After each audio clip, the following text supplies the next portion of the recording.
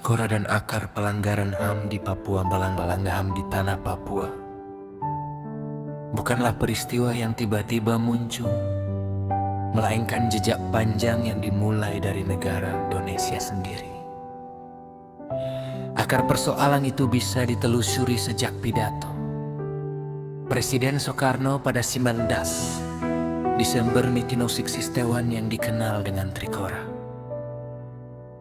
Dari sinilah operasi militer, mobilisasi kekuasaan hingga intervensi politik internasional diarahkan untuk memasukkan Papua ke dalam bingkai negara Kesatuan Republik Indonesia.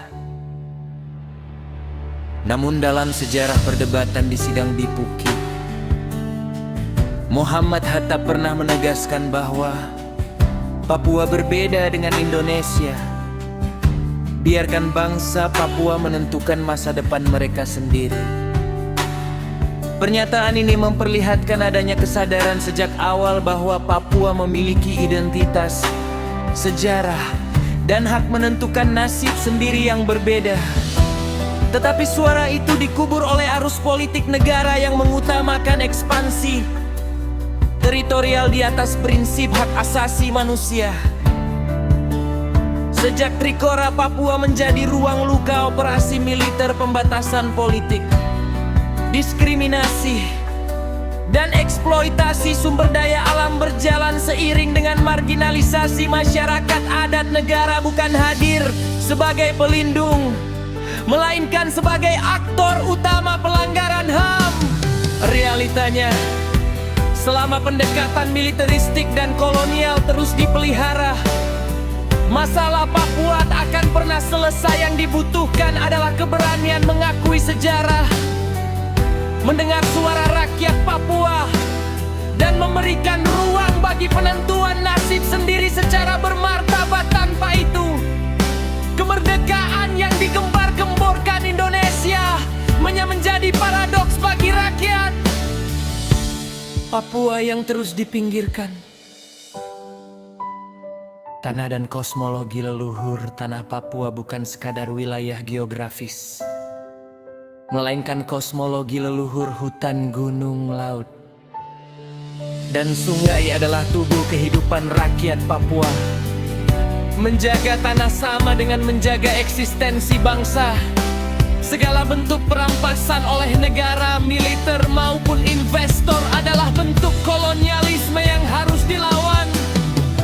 Negara sebagai mesin penindasan sejak Trikora dan negosiasi sewa hingga hari ini. Negara Indonesia hadir bukan sebagai pelindung, tetapi sebagai mesin penindas militerisme, eksploitasi sumber daya alam, dan kriminalisasi gerakan rakyat adalah bukti nyata. Sistem yang dibangun Indonesia di Papua adalah kolonialisme gaya baru. Revolusi total sebagai jalan keluar reformasi parsial tidak pernah menyelesaikan persoalan Papua. Dialog setengah hati, otonomi khusus, dan janji pembangunan hanyalah ilusi untuk menerakahankan status quo.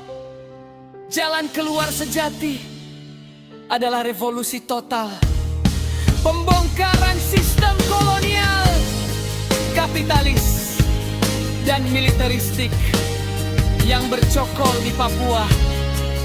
Mandat rakyat mau beri, kedaulatan ada di tangan rakyat Papua Barat. Hanya rakyat yang berhak menentukan masa depan bangsa. Revolusi total berarti menegakkan mandat rakyat Mare atau Moris, bukan rasikan hidup atau mati untuk berdaulat atas tanah dan masa depan sendiri. Persatuan kekuatan rakyat.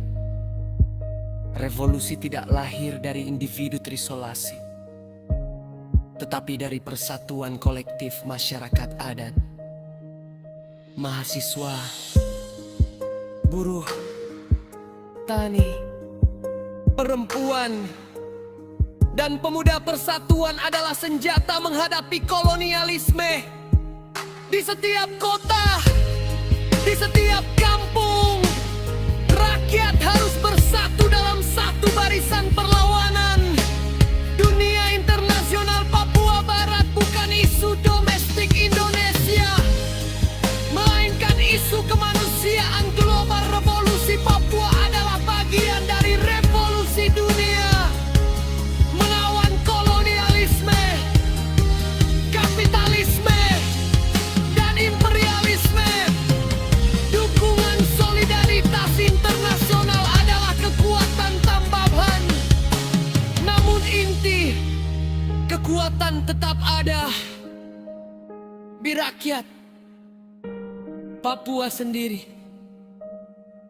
Kami, rakyat Papua Barat, menyatakan bahwa alternatif satu-satunya adalah revolusi total.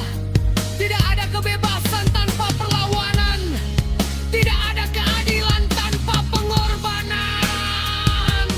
Hidup rakyat Papua, hidup